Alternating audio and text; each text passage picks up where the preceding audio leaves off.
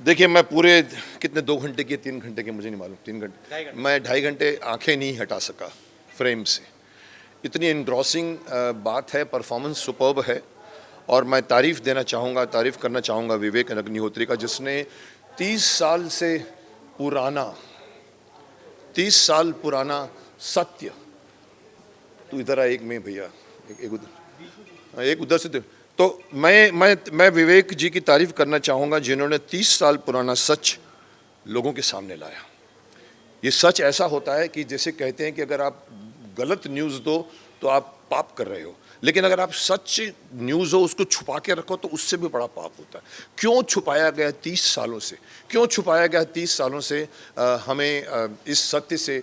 मैं तो जानता हूँ क्योंकि मेरी फैमिली में भी ये हुआ है, मेरी फैमिली में भी ऐसे विस्थापित हुई है फैमिली मेरे वहाँ से मेरे, तो मुझे पता है, मैंने कहानियाँ सुनी हुई हैं। लेकिन एक कॉमन मैन तो यही समझता है कि भाई उस कॉमन मैन को ये कोई समझाएगा कि अपने ही देश के एक कमरे से निकलकर एक दूसरी कमरे में आप जा रहे हो और आपको शरणार्थी बोला जा रहा है।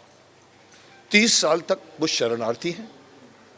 पाकिस्तान से आए तो समझ में आता है कि चलो पाकिस्तान से आए तो आप शरणार्थी हैं, लेकिन मेरे देश में से कश्मीर, जिसमें मैं हर साल जाता था, एवरी सेकेंड ईयर मेरे बड़े भाई साहब हमें श्रीनगर लेके जाते थे, पहलगाम लेके जाते थे। उसके जैसी जगह नहीं है हिंदुस्तान में।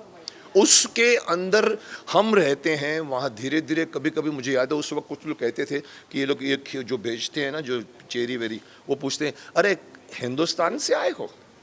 अब वहाँ पहली बार लगा था कि कहीं ना कहीं कुछ गड़बड़ है, और ये गड़बड़ इतनी बड़ी लेवल पे गई है। मुझे हैरानी है कि किसी ने, और मुझे सरकार से भी हैरानी है, सरकार को भी मैं दोषी ठहराऊंगा कि क्यों आपने 30 सालों तक इन लोगों को वापस उनके घर तक नहीं पहुँचाया, क्यों नहीं घर दिया उनको, क्यों? और अगर मोदी जी ने भी कहा था अपने 2014 के इलेक्शन जब जीत कर आए थे, बोला मैं हिंदू पंडितों को स्थापित करूंगा। मैंने कहा था अगर ये कर जाएंगे ना तो ये सुपर हीरो बन जाएंगे, शक्तिमान बन जाएंगे, लेकिन नहीं हुआ। 8 साल बीत गए हैं, अभी भी एक मेकर को एक ऐसी फिल्म बनानी पड़ती है जिसके ऊपर कंट्रोवर्सी खड़ी हो गई है। कई बड़े बड़े प्रमोशन नहीं करने दे रहे हैं, और मुझे हैरानी है उन बड़े बड़े जो सो कॉल्ड प्रमोट करते हैं अपने शो में पिक्चरों को, वो इनको नहीं करने दे रहा है। ये मुझे अंदर की बात बताई गई है, विवेक अग्निहोत्री ने खुद भी कहा है। और एक हैरानी की बात मैं कहना चाहूँगा, शेयर करना चाहूँगा, क्योंकि मैं उस डायरेक्टर को जानता हूँ, मेरे इंस्टीट्यूट से ही है, कश्मीरी पंडित खुद है। उनकी पत्नी का मैंने रिव्यू पढ़ा, मुझे हैरानी हुई कि क्या सोचकर आप कर रहे हैं। आपको समझ में नहीं आ रही कि ये सच हर शख्स तक पहुंचना चाहिए। तो मुझे हैरानी है कि भाई ये क्यों नहीं इसको, और इसलिए ये खुशी है कि आगे आप कह रहे हैं कि भाई ये कौन बोल रहा है, ये कौन है, ये माइक है?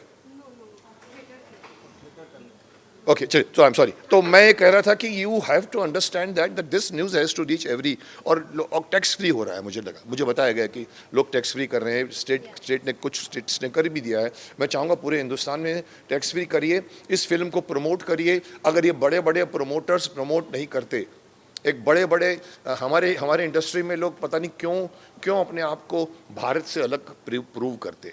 अगर ये भारतवासियों का दुख आपको समझ में नहीं आ रहा है तो आप हमारे देश के वासी नहीं हैं।